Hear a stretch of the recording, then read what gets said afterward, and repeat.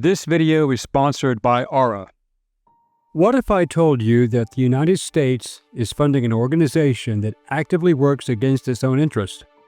An institution that was created for global peace but has become a breeding ground for corruption, hypocrisy, and policies that undermine American sovereignty. From funding questionable regimes to undermining national security, the United Nations has strayed far from its original mission. So, is it time for the U.S. to just walk away? Let's dive into the forgotten history of America's uneasy alliance with the United Nations. Why has the UN lost credibility? Who created the problem? What failures are attributed to the UN? Is it worth keeping or remaining in? Hello, I'm Colin Heaton, former history professor, Army and Marine Corps veteran, and welcome to this episode of Forgotten History.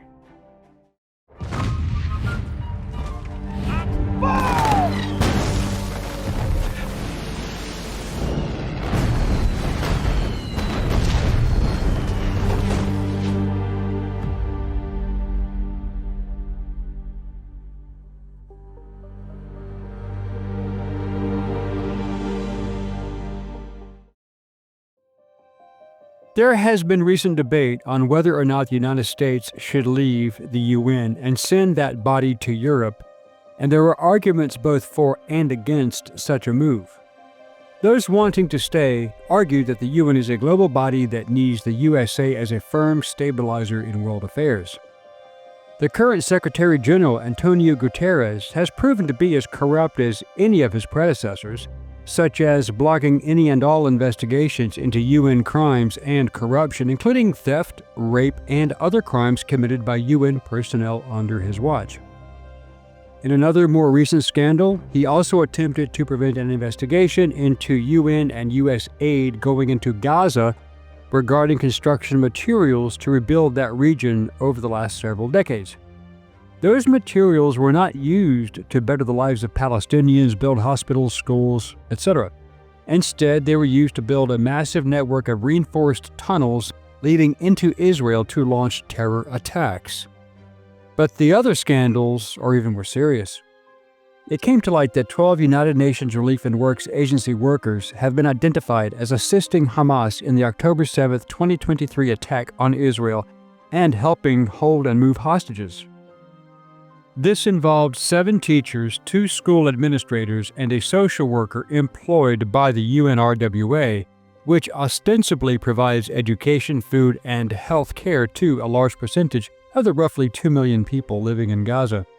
Guterres tried to cover this up and joined in the condemnation of Israel, retaliating against the terrorists, as he ran interference with Hamas as well as giving cover to the Houthis, Hezbollah, and their patron, Iran. One of the most insane decisions in U.S. history by Guterres was his approval of the appointment of Ali Bahraini, ambassador of the Islamic Republic of Iran and permanent representative to the United Nations, to chair the 2023 United Nations Human Rights Council. Remember, Iran kills homosexuals, they stone people for adultery, and they hang women who claim they were raped by men if they deny it. The opponents to remaining in the UN argue that the organization is corrupt to the core and beyond redemption, and due to their self-governing position regarding corruption and criminal activity, as well as human rights violations and peacekeeping failures due to incompetence, squandering all international contributions, thereby justify a U.S. exit. The U.S. provides the most funding to the UN operating budget out of a total collection of more than $48 billion. For example, in 2025, the United Kingdom gave $136,810,709. Canada gave $87,053,380. And the U.S. gave $12,967,732,358 in 2023, and this year's numbers are not yet posted. Last year, China gave just over $2 billion. Dozens of nations have paid nothing for years and are still members. Some are on the Human Rights Council. But the UN resides in Manhattan on property donated by John D. Rockefeller Jr. after it was first organized in 1947, and the building was completed in 1951. But the UN was founded on the ideals of preserving world peace among nations, like its failed predecessor, the League of Nations. The greatest perceived success of the UN was when it was very active when the Korean War broke out. The UN, led by the USA, authorized a multinational coalition of troops on July 25, 1950, when the 16 of the free countries in the UN joined the Allied forces to fight the communists. The UN force was under American command for a variety of reasons, mainly due to competence, the strength of U.S. military power, and our industrial capacity, and the 3-year war ended in a stalemate and ceasefire, which is still in effect, not a peace treaty, meaning that there is still a state of war existing since 1953. But South Korea remains free to this day. Now is a really important time to talk about Aura, the sponsor of today's video, because hackers may have stolen the Social Security numbers of every American.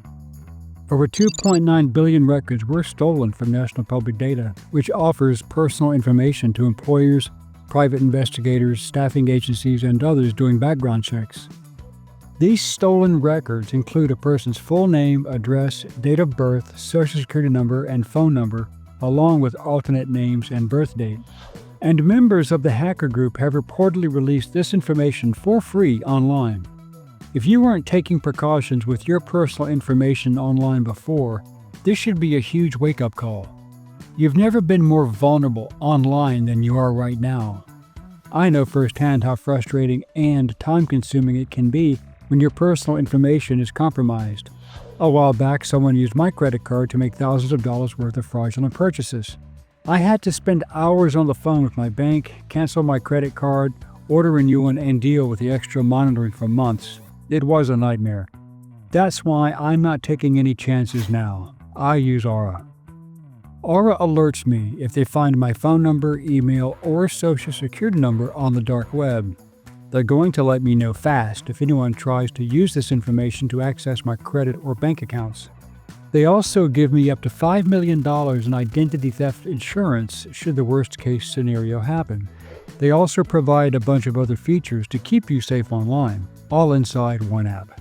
So go to my link in the description at aura.com/forgotten history to try Aura for 14 days for free. That will be enough time for Aura to find out if any of your personal data is exposed. I highly recommend you do this now because not only is National Public Data not going to do anything to help you, they probably aren't even going to face any repercussions for this leak. After my experience with credit card fraud, I'm not leaving myself and my family vulnerable to data breaches. If you don't want to either, then go to aura.com/forgotten history and try Aura for free for 14 days.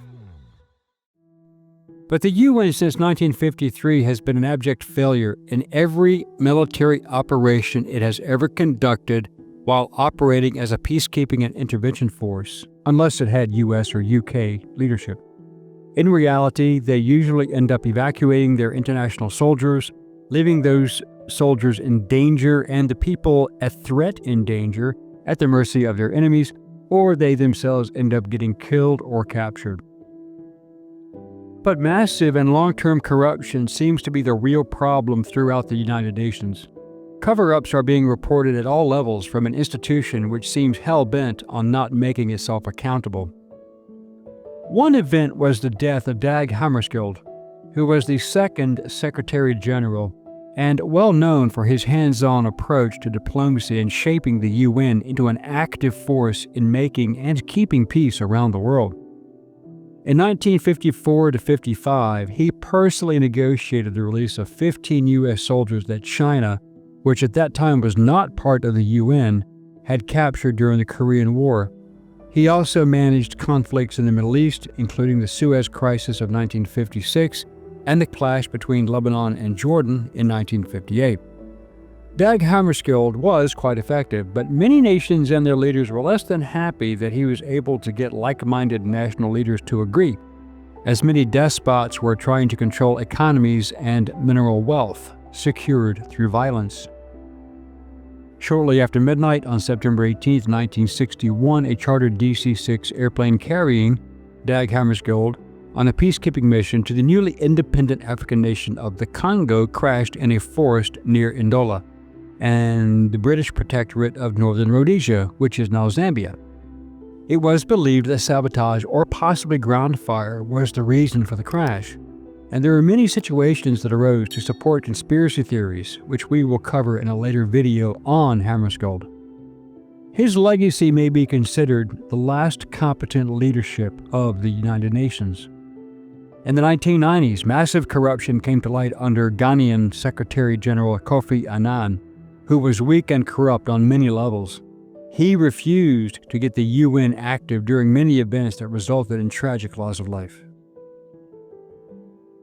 In the 1994 Rwandan genocide, and please see our video on the real Hotel Rwanda about that subject, 800,000 people, most from the Tutsi community, were slaughtered by ethnic Hutu extremists. Fearing reprisals after the slaughter was over, an estimated 1 million Hutus then fled across the border into what is now the Democratic Republic of Congo. As a result, the largest concentration of abuse has taken place in the Congo, the UN's second largest peacekeeping mission, with 16,000 peacekeepers in the location, having proven to be totally effective. Years of violence between factions vying for control in the Congo have internally displaced 5.7 million people. Since 1996, starting under Annan, fighting in the region has led to about 6 million deaths. In Congo, acts of barbarism were perpetuated by the United Nations peacekeepers and civilian personnel entrusted with protecting some of the weakest and most vulnerable women and children in the world. The crimes that Annan and his successors have tried to cover up also involved rape and forced prostitution of women and young girls across the Congo, including inside a refugee camp in the town of Bunia in northeastern Congo.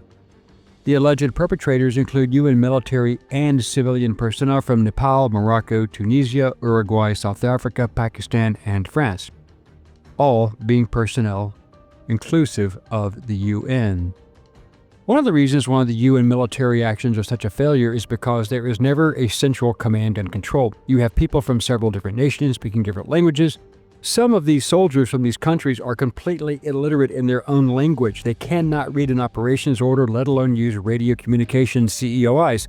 So therefore, you are not going to be effective in saving or helping anyone.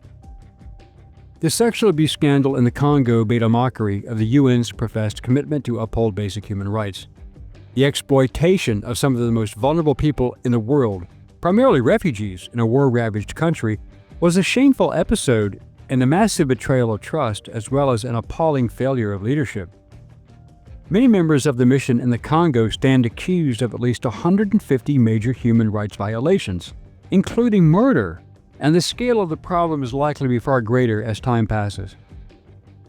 Annan never apologized for the Congo debacle or for allowing the genocide in Rwanda due to the UN's failure to intervene. In fact, he pulled the UN out of Rwanda.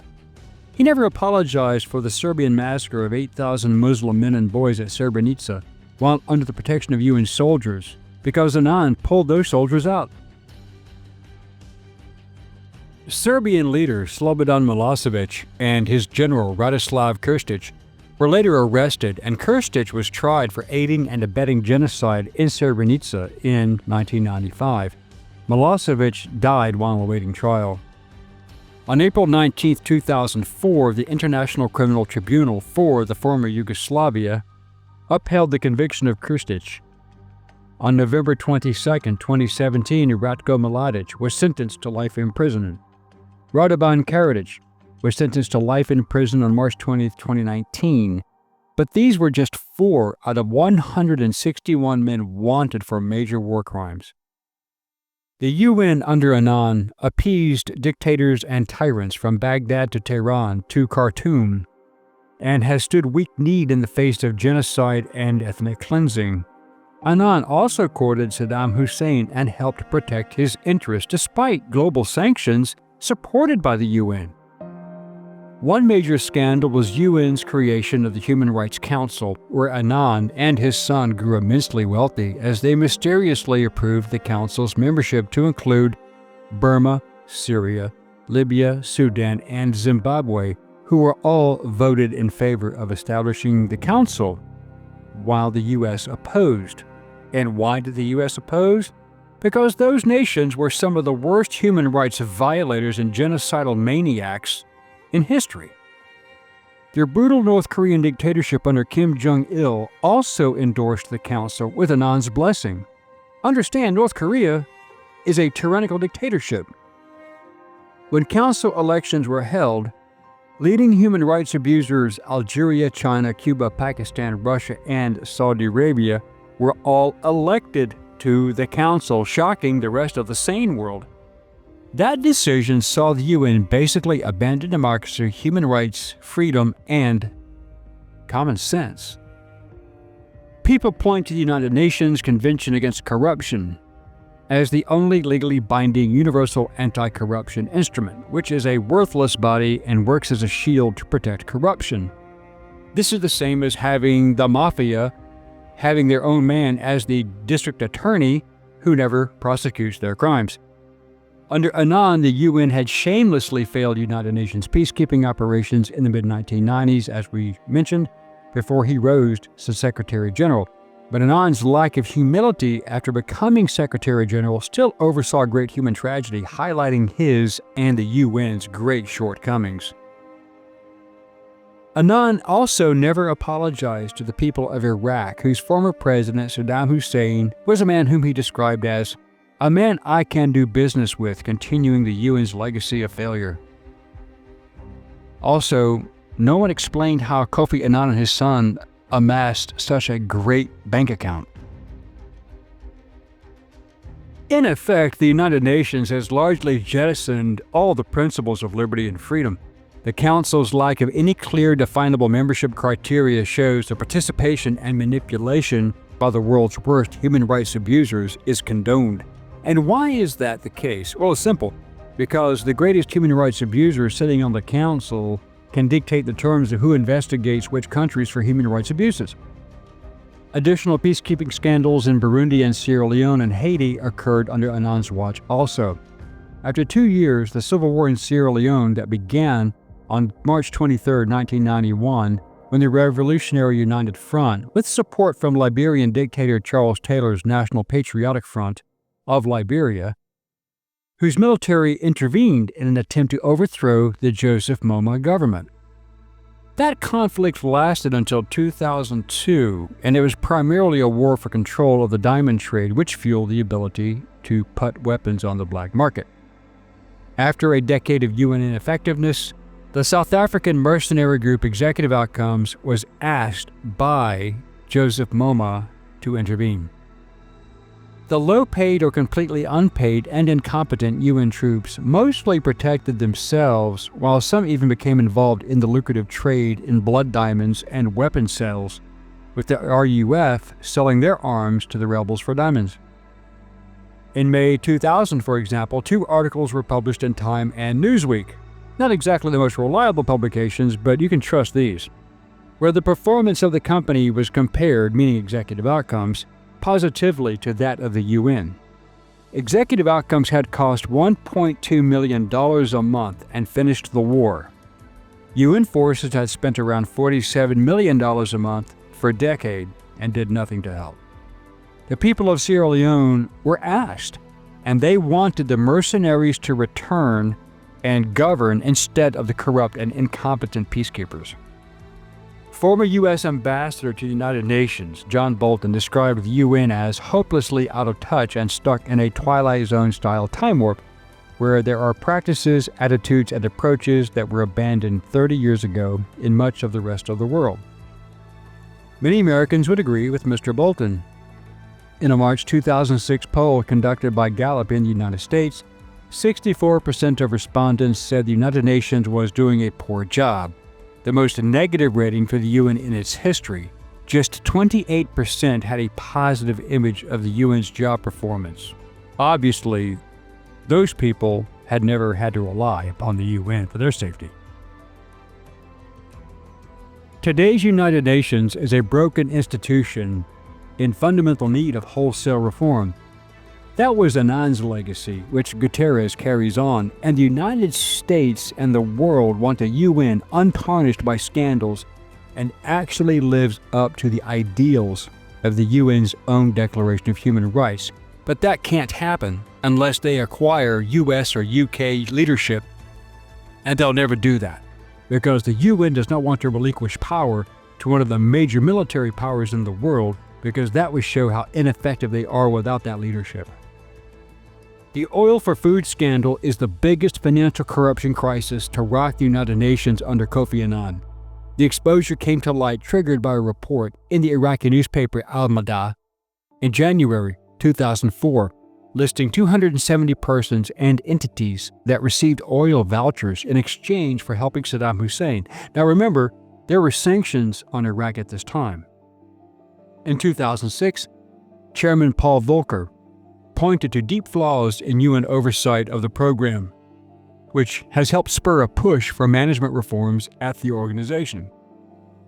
The Volcker Commission said nearly half of the 4,400 companies involved in the program participated in bribery and kickbacks to benefit from that program. The scandal reached the very top of the UN and tarnished the reputation of the Secretary General in some key member states. The Volcker inquiry extended to thousands of private firms found complicit in paying bribes to the Iraqi regime and receiving kickbacks to participate in the program. The UN allowed Saddam's regime to earn as much as $11 billion while under sanctions. It cited poor judgment by UN Secretary General Kofi Annan in failing to pursue inquiries involving his own son Kojo, who made millions with companies involved in the oil for food program, as well as other situations like the blood diamond trade, lacks oversight by the UN Security Council and shoddy UN procurement practices. In essence, there was no oversight. The former head of the program, Benon Sivan, was accused of a conflict of interest for helping a friend obtain contracts to sell Iraqi oil.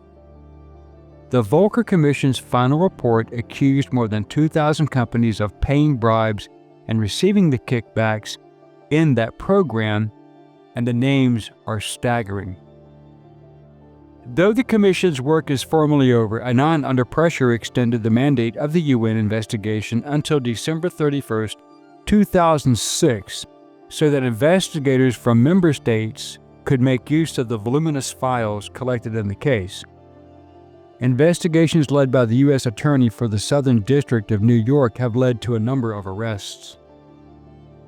The first person charged in the scandal, Iraqi-born U.S. citizen Samir Vincent, pleaded guilty in 2005 to charges of illegal lobbying for Iraq. Two Texans, Oscar White and David Chalmers, were accused of paying illegal kickbacks to Saddam's regime to secure oil contracts. Two Russian citizens working in New York for the UN, Vladimir Kuznetsov and Alexander Yakovlev, were also arrested. Kuznetsov, a former chairman of the UN Budget Advisory Committee, was charged with laundering hundreds of thousands of dollars in criminal proceeds. Yakovlev pleaded guilty to bribery charges. U.S. officials also detained a Bulgarian, Lyudmil Dionysiev, for alleged involvement in illicit payments to Saddam's government, as well as Tong Sung Park, a South Korean, and charged him with conspiring to act as an unregistered agent for Saddam when the Oil for Food program was created. Also, the Australian Wheat Board, the largest single supplier of humanitarian goods under the Oil for Food program, paid more than $200 million in bribes to Saddam's government. The head of the board, which is private, resigned. The Volcker report said 172 French companies working under the UN, including Peugeot and Renault, violated the terms of the humanitarian program from 2000 to 2003. Jean-Bernard Mérimée, a former French UN ambassador and advisor to Annan, was also charged with receiving illicit contracts to buy oil from Saddam. Former Interior Minister Charles Pasqua has come under investigation for similar charges. but he has repeatedly denied any guilt. Natwar Singh stepped down as India's foreign secretary because of charges that he accepted oil vouchers from Saddam's government as UN officials and diplomats looked the other way. The whistleblowers who brought all of this to light were provided no protections, and many feared for their safety, and for good reason. The United Nations Internal Investigations Office uncovered serious lapses and due diligence failures and a bribery scheme involving a former UN General Assembly president. It doesn't get much worse than that.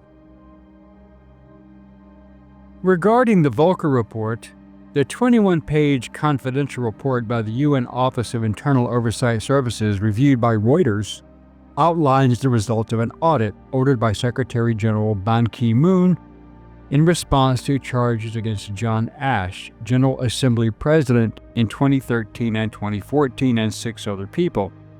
Now, Ban Ki-moon from South Korea was the 8th Secretary General of the United Nations from 2007 to 2016, succeeding Kofi Annan. His brother and nephew were caught in a bribery scheme in Vietnam. This scheme was tied into the case where U.S. prosecutors say Ash received $1.3 million in bribes from Chinese businessmen, including Eng Lap Sing, a billionaire real estate developer who heads Macau-based Sun Kian Ip Group, and was seeking to build a UN-sponsored conference center in Macau. Now, Patrick Henningsen, editor of 21st Century Wire, who has seen the UN's operations around the world firsthand, says it's a cultural problem. As he stated, "It's not surprising to see the UN would drag their heels on an issue like sexual misconduct with their sordid record of covering up sexual abuse and human trafficking in places like Bosnia, Haiti, Sudan, and the Congo, and who knows where else. Clearly, there is a culture of corruption running through the wider institution." Moving up to current events, the current UN Secretary General Antonio Guterres has proven himself to be a supporter of Islamic extremists and anti-Israel. In his profile, and reliable sources say he is blocking investigations launched against white UN officials investigating those persons of other ethnic origins, many of whom are known to have committed crimes. This includes sex trafficking, rape, and possibly even murder. In 2018, the British public was shocked to learn that its cherished aid agency, Oxfam, was mired in a sex scandal which involved its own aid workers in Haiti, who were essentially using their power to rape women, or at the very least, forcibly exchange sex for food and medicine. Mali's health minister, Michel Sidibe, the former executive director of the UN Agency for HIV/AIDS, UNAIDS, stepped down in June 2019 for his mishandling or abuse claims for covering up sexual crimes committed by a colleague, although he was not personally implicated. We have mentioned some of the great errors and military failures and incompetence which have plagued the UN since its inception. With exception to UN forces being led by American military leadership in Korea, here is a list of additional abject failures warranting the U.S. abandoning this failed organization. The Israel and Palestine situation since 1948, such as the 1948, 1967, and 1973 Arab-Israeli wars. The Kashmir region, divided between India and Pakistan, who have both claimed it in full since gaining independence from Britain in 1947. The Turkish invasion of Cyprus in 1974 was a dispute between NATO members Greece and Turkey during the coup d'etat occurring in Nicosia, and they argued over the divided island, and the UN failed to effectively prevent the conflict, just as they failed to prevent a decade of previous domestic violence during the grievous Makarios Revolution. Full disclosure, your humble narrator was living in Nicosia, Cyprus from 1972 to 74 and experienced firsthand the terroristic tactics of the grievous Makarios supporters, and we had to be evacuated due to the Turkish invasion. From 1975 to 1979, the violence in Cambodia, after the end of the Vietnam War and the Cambodian Civil War, which erupted in 1975, the Khmer Rouge regime took control of Cambodia, turning it into a socialist nightmare by using the policy of ultra-Maoism. The regime carried out genocide between 1975 and 79, killing some 2 million people, nearly 25% of the country's population, and the UN did nothing. Only Vietnamese intervention, their fellow communist, ended the genocide by invading the country and upsetting the Khmer Rouge regime. The United Nations had recognized the Khmer Rouge regime as being legitimate while ignoring concerns of human rights violations. In 1991, the Somali Civil War only escalated since the ouster of dictator Mohammed Siad Barre, and has raged between rival clans in the country, with a total failure of the UN peacekeeping mission, UNISOM, to handle the problem. Repeated attacks against UN officers were never addressed, and the failure of the UN caused about 500,000 civilian deaths in that country.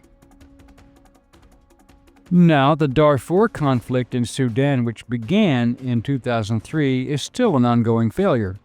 Rebels in Sudan's western region of Darfur rose up against the government in February 2003, saying that Khartoum discriminated against the non-Arab farmers there. In fact, that was correct. They were killing them.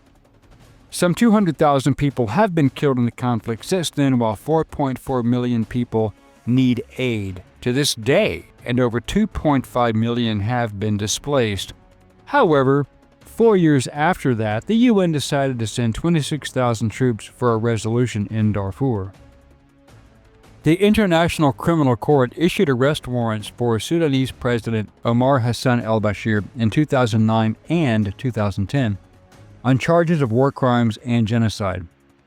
South Sudan became an independent country in July of 2011, separating from Sudan. The country has been experiencing a civil war between President Salva Kiir from the Dinka ethnic group and former President Riek Machar from the Nuer ethnic group, killing at least 382,000 people, according to a U.S. State Department study. Now, understand something about these Asian and African conflicts. Very few of these countries have a population who identify as, say, Nigerian or Botswanan or Afghani. These nations identify as tribal. Their loyalty is to the tribe, not the nation. The nation-state is a collection of tribes that can never be totally managed by a senior leadership. The UN knows it, but they ignore it. More than 14,500 UN peacekeepers were deployed in the country, but they failed to prevent the humanitarian crisis in South Sudan. This conflict has forced 2.5 million people to flee the country to never return, and left another 1.8 million people displaced within South Sudan. Nearly 5 million people are also facing severe food shortages, and there is great insecurity. When the Syrian regime launched a brutal crackdown on peaceful protesters who took to the streets in March 2011, Bashar al-Assad said he would relentlessly fight terrorist groups, referring to the pro-democracy protesters, and see our video on the fall of Syria. The regime released imprisoned al-Qaeda members right after the protest turned into an uprising, who later formed the backbone of leadership in Daesh, which spread to Syria in 2014 from Iraq. Understand, the UN knew this was happening, and American President Barack Hussein Obama funded the al-Qaeda terrorist who actually ended up taking over Syria. We'll get to that later.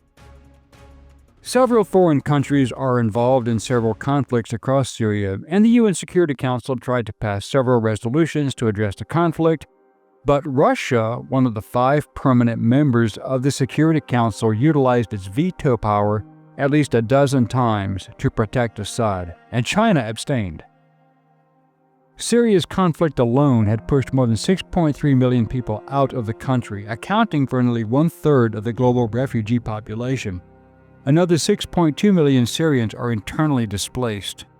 Today, the UN is still silent. The war in Yemen, which began in 2014 between forces loyal to the internationally accepted government of President Abdurrahman Mansur Hadi, backed by Saudi Arabia and the Iran-backed Houthis, has turned more violent after a Saudi-led international coalition started operations against the Houthis in March 2015. The Saudi-led coalition began its intervention in Yemen in 2015, escalating the war, which left the poorest country in the Arab world in a state of disaster. The UN has failed to send humanitarian aid, food, and drugs to civilians amid a blockade imposed on the war-torn country.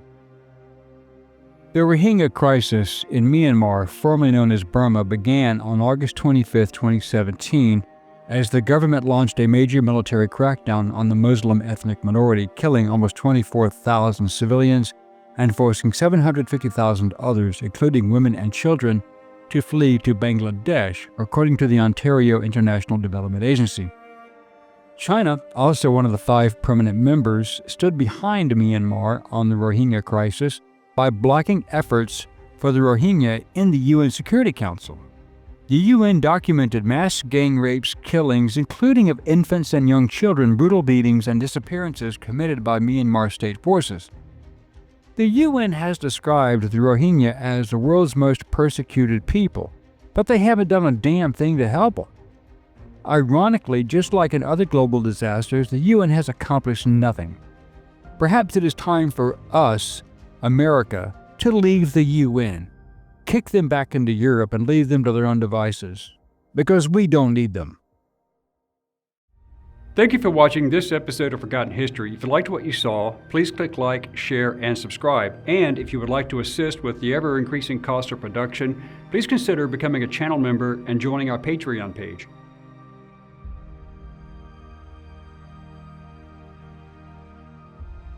Please check out our merchandise store. And thanks for watching.